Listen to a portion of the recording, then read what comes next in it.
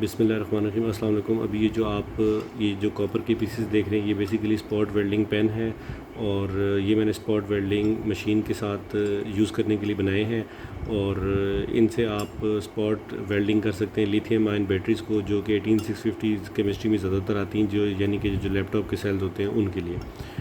अच्छा, ये अब किस तरीके से ये डिज़ाइन किए हैं, ये बेसिकली कॉपर की जो स्ट्रिप्स होती हैं उनसे ये डिज़ाइन किया है मैंने।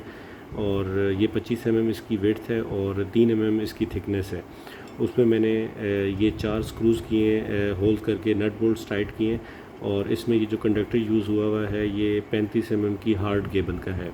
अगर आप चाहते हैं 25 का यूज़ करना चाहते हैं तो वो भी यूज़ कर सकते हैं, लेकिन उसका जो कंडक्टर होता है वो थिकनेस में कम होता है, जिसकी वजह से वो सॉफ्ट होता है और ज़्यादा प्रेशर इंसर्ट करने पे वो टेढ़ा हो जाता है।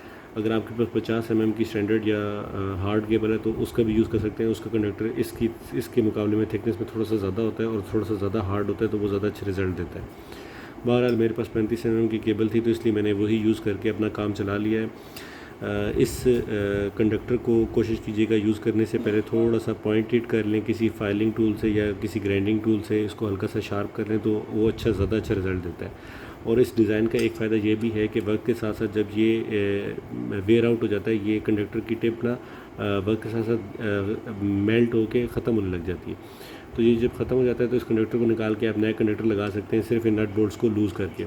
और 4 नट बोल्ट्स वैसे अगर आप दो नट बोल्ट इधर लगा के एक इधर लगा दें तो भी काम चल जाएगा, लेकिन जब उसमें आप प्रेशर पुट करते हैं तो वो थोड़ा सा स्लाइड होकर टेढ़ा हो जाता है। इस 4 बोल्ट लगाने से ये बिल्कुल भी नहीं हिलता। 2 लगाएंगे तो उससे भी वो साइड पे ना उसको मूवमेंट का एरिया मिल जाता है। इस तरीके से 2 लगाने से थोड़ा सा मुश्किल तो है एक दफ़ा ये लगाना, लेकिन एक दफ़ा ये लग जाए तो उसके बाद ये हिलता नहीं है। बेशक आप इसको जितना मर्ज़ी खींचें या इसको साइड पे इसको मूवमेंट दें, ये टेढ़ा हो जाएगा लेकिन ये मूव नहीं करेगा। तो ये इसका फ़ायदा है। ये 2 कॉपर के मैंने ये बनाए हैं और उम्मीद है आपको ये डिज़ाइन पसंद आया होगा। इससे मैंने एक बैटरी पूरी डिज़ाइन की है और सारी बैटरी को मैंने स्पॉट वेल्ड किया और कोई इशू नहीं आया, क्योंकि जो हमारे पास स्पॉट वेल्डर होते हैं वो उनके वोल्टेजेस कम होते हैं और स्पेसिफिकली जो मैंने डिज़ाइन किया है वो 1.5 वोल्ट आउटपुट देता है। तो 1.5 वोल्ट को अगर आप हाथ से टच भी कर लेते हैं तो कोई इशू नहीं होता। सिर्फ एक इशू ये आता है कि जब मैंने इससे काफ़ी देर तक स्पॉट वेल्डिंग की तो ये जो कॉपर के पीसेस हैं ये थोड़े थोड़े हीट होने लग जाते हैं। तो वो उससे अगर वैसे तो उससे इतने ज़्यादा हीट नहीं होते, लेकिन अगर फिर भी कोई उससे अगर आप चाहते हैं कि उससे भी प्रोटेक्शन मिल जाए तो मैंने उसके लिए भी एक सोल्यूशन है मेरे पास। ये मैंने सॉफ्ट ट्यूब्स हैं या हीट श्रिंक ट्यूब जिसे कहा जाता है, ये परचेज़ की हुई है। ये इसके ऊपर लगा के इनको अभी मैं हीट श्रिंक ट्यूब को हीट दूंगा, जिसकी वजह से ये श्रिंक होकर इसके ऊपर आ जाएगी। इसके ऊपर मेंशन भी है कि ये 125 डिग्री सेल्सियस तक टेम्परेचर को विद होल्ड कर सकती है। और क्योंकि ये रबड़ की या प्लास्टिक मटेरियल टाइप होता है तो ये अच्छा इंसुलेटर होता है और टेम्परेचर को आगे ये हाथों पे इतनी जल्दी नहीं आने देता। तो ये इस मटेरियल को मैं यूज़ कर रहा हूँ। अभी इसको हीट श्रिंक को हम इसके ऊपर लगा देंगे। वैसे तो मेरा इरादा था कि मैं बड़ी हीट श्रिंक ट्यूब ले लूँ जो इसका साइज़ जो इस पे भी आ जाए, लेकिन फ़िलहाल मेरे पास क्योंकि यही अवेलेबल थी तो मुझे यही लगाऊंगा। और वो मैं कहाँ से लगाऊंगा, यहाँ से यहाँ तक, यानी कि जो इसका होल्डिंग एरिया है सिर्फ इस हिस्से में लगाऊंगा। तो स्टार्ट कर लेते हैं। सबसे पहले तो मैं एक ये ले लेता हूँ की, और इसकी मदद से इसको ओपन कर लेते हैं, इसके इन नट्स को।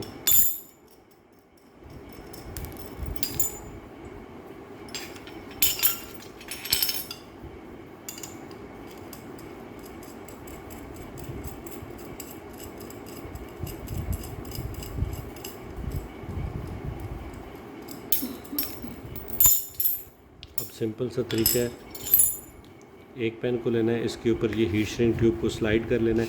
मेरे पास क्योंकि ये हीट श्रिंक ट्यूब एक्स्ट्रा है तो मैं इसको सेंटर से कट कर लूँगा। चेक कर लेते हैं कि मुझे कितनी हीट श्रिंक ट्यूब चाहिए। इतनी मोर देन एनफ है तो इसको मैं सेंटर से कट कर लूँगा। और अगर मुझे लगा कि ये एक से गुजारा नहीं हो रहा तो मैं ये इसको डबल इंसुलेशन लगा दूँगा। इसी तरह इसको भी सेंटर से कट कर लेते हैं।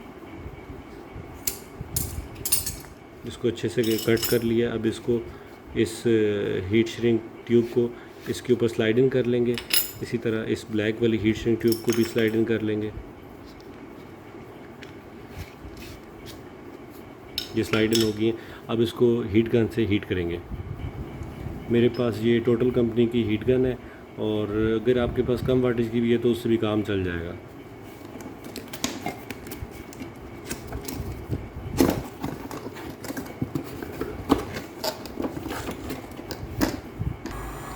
अच्छा, ये मैंने हीट गन को ऑन कर लिए। आपको इसकी आवाज़ और उसका शोर सुनाई दे रहा होगा, और अब इसको जेंटली हीट कर लेंगे।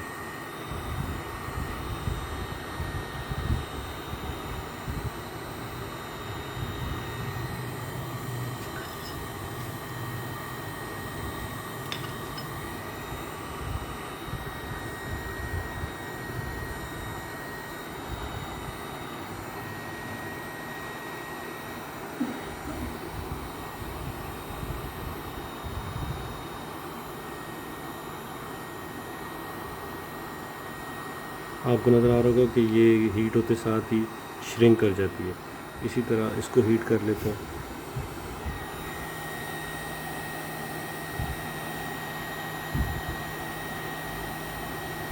अभी मैंने इस हीट गन को लो सेटिंग पे रखा हुआ है, ज़्यादा हाई हीट पे मैंने इसको नहीं किया, लेकिन देखें इसी से ये श्रिंक हो जाती है।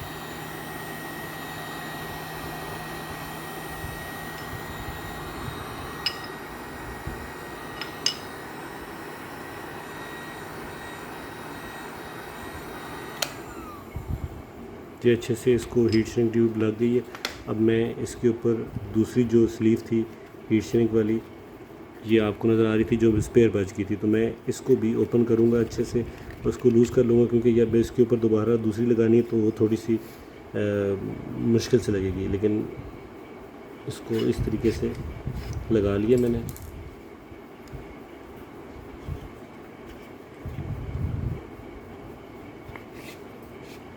स्लाइड इन करके इसको भी अब फिर से इसको हीट कर लेते हैं।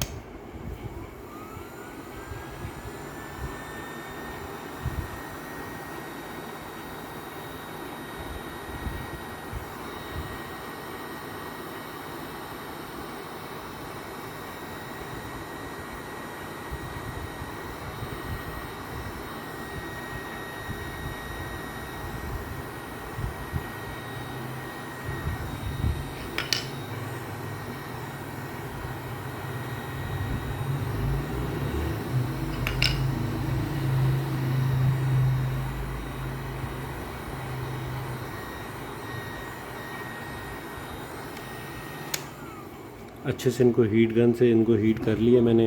अब इनके ये नट बोल्ट्स के होल हैं, इनको यहाँ से कट कर लेंगे और इस पर थिम्बल लगा के इसको अपने स्पॉट वेल्डिंग पेन के साथ हम इनको कनेक्ट कर लेंगे। अच्छा, ये हमारा स्पॉट वेल्डिंग का जो पेन है, इसके ऊपर हीट श्रिंक ट्यूब लग चुकी है। अब सबसे पहले तो जहाँ पे इसका थिम्बल लगना है, इस हिस्से को हम मार्क आउट कर लेंगे दोनों तरफ से।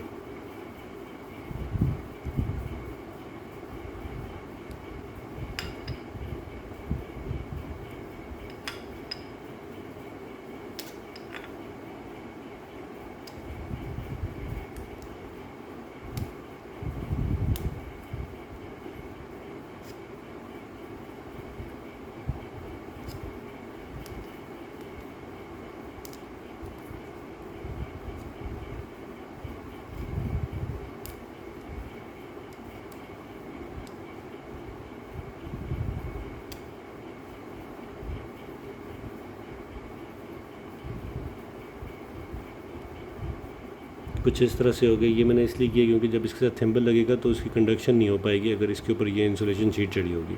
तो इस जगह जहाँ पे थिम्बल लगना है उस हिस्से को आपने इंसुलेशन उसके ऊपर से हटानी होगी। सेम विद दिस, इसके साथ भी हम इसी तरह पहले चेक कर लेंगे कि इसकी थिम्बल किस जगह पे लगना है, फिर उसके पास ही कट लगा लेंगे। इधर भी चेक कर लेंगे, हाँ यही जगह है। अब इसके पास कट लगा लेंगे, इस कट को एक्सटेंड कर लेंगे और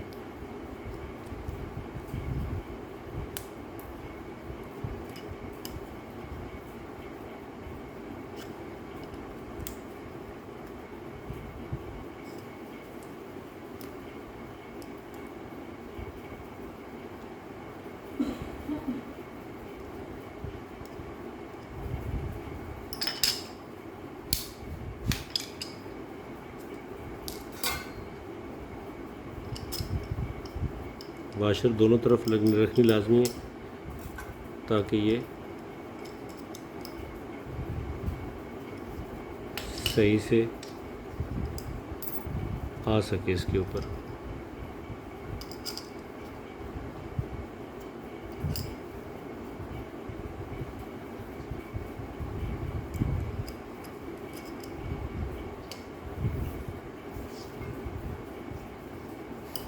ये हो गए दोनों हमारे स्पॉट वेल्डिंग के पेन तैयार। अब इसकी मदद से हम स्पॉट वेल्ड कर सकते हैं किसी भी चीज़ को इस तरीके से। उम्मीद है आपको ये वीडियो पसंद आई होगी। वीडियो देखने का बहुत शुक्रिया। अल्लाह हाफ़िज़।